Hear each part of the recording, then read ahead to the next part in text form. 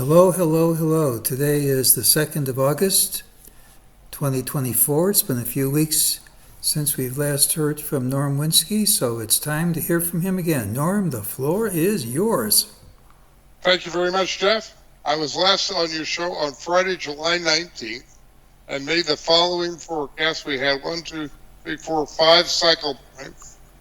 And the first one we're going to go over, we had a full moon that weekend. AC is after the close, so these things all occurred over that. Oh, they had two of them over that weekend, and then in the subsequent week following that. So that weekend we had a full moon in Capricorn.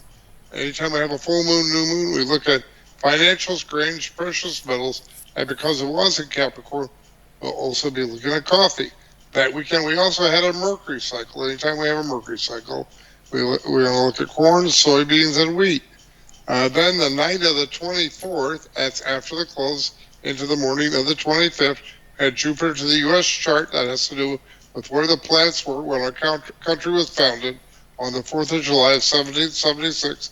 We want to be looking at stocks, T-bonds, and U.S. dollar. Then the night of the Friday was the 26th. The following Friday was the 26th. Excuse me. Over that weekend, Jupiter lined up with the U.S. chart for stocks, T-bonds, U.S. dollar, and we also had Mercury aphelion. That's Mercury's 88-day cycle around the sun. That's what it's at as far as this point. Anytime we look at Mercury again, we look at corn, soybeans, wheat, and because it's involving the sun, we also want to emphasize corn because it is connected to the sun, and gold. Okay, so here's our charts. Here's the results. Here's corn. We had a double cycle here for the weekend of the 19th and the morning of the 22nd. As you can see, we're very near that bottom there, like within a penny, and it's almost nothing. And if you bought there, you would have been pretty happy. And then we came back down for that point there. We had a little short-term low there and a pop-up. So that was 3 out of 3 on the corn. Soybeans just went sideways into our double cycle window there over the 19th and the 22nd. So we pass. That's 2 passes, 2 yellow boxes. Then we had the beans came down into the this point here, which was our Mercury point, Mercury aphelion. But the beans didn't care. They just kept going lower. So that's a miss. Here's the wheat, did very well on the wheat, rallied up into our double cycle window there and topped out, and then we went down into our next cycle point, and that made a nice low. Here's coffee. We just had the moon for the coffee in the Capricorn, so that's the sign for coffee. And you can see there, it had a nice pop up there that day. That's actually, it doesn't look like much, but it's a lot of money. That's about 8 cents, which equals about $3,000 on one coffee futures contract. Here's gold coming down, down, down into the moon. And then he had a little rally, and then down again. And then we made a little one-day top there on that point there. So we did 2 out of 2 on the gold. Silver looked like a nice setup as it came down into the moon, but then it just went sideways, went nowhere. So worst case, you would have had a small loss on silver. S&P, we did excellent on the S&P, I believe.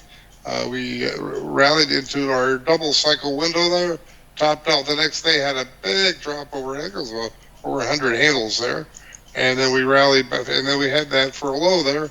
If you bought there, then you would have been happy because then it rallied into our next double cycle window there, and then it had a big drop the next day. Here's T-bonds, and everybody's watching the bond market now with concern about the economy and interest rates. We did a pass on the moon there, just was going sideways, but then it dropped into our U.S. point there for a nice low, but then the second U.S. point didn't work, and so we went 50-50 on the bonds. And here's the dollar. Very unusual for the currencies not to respond to the moon, but that's what we had there. It just went sideways. So that's a small loser there for the dollar. And then we did make a little top here and pull back into that low there. And so we went 2 out of 3 there. So if you add up all the green arrows and red arrows, you had 17 winners, 4 misses out of 21 for 80.95%. Here's what's coming up this weekend. This is Friday, August 2nd, and we have 4 things to watch for this weekend. That's pretty big. Heliocentric Mars entering Taurus. Mars is changing signs, and Taurus is cattle and cotton. Then we have also the Jupiter to U.S. chart for stocks, T-bonds, U.S. dollar, and we have a new moon in the sign of Leo for financials, grain, special metals. Because it is in Leo, we have corn, emphasizing corn and gold, and then we also have Mercury in Virgo retrograde, turning retrograde for corn, soybeans, wheat. Now let me tie these two together. When we've had these two cycles together, a new moon and Mercury turning retrograde within 24 hours. It doesn't happen very often, maybe every couple of years on average. It's 9 out of 10 times it's been a very good turn. Most of the time in the past it's been highs, but occasional low. And just for example, when I first kind of discovered this cycle, and I shared it with a friend, I pointed out that it was May 18th, 19th of 2015. And so I think the market had been rallying into that window, and I said this could be a very important window.